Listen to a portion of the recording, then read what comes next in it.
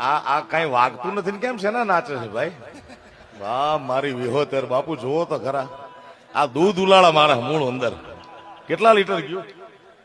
21,000 litre બાપુ, 21,000 litre. તો આ તો આપણું જાડુ વરણ ખમીએ કે બીજા હોય તો મરી જાય બાપુ. વગર દીવે વાળું કરે ને ઈ છે જો. ખમા ખમા મારી વિહોતર. હવે બે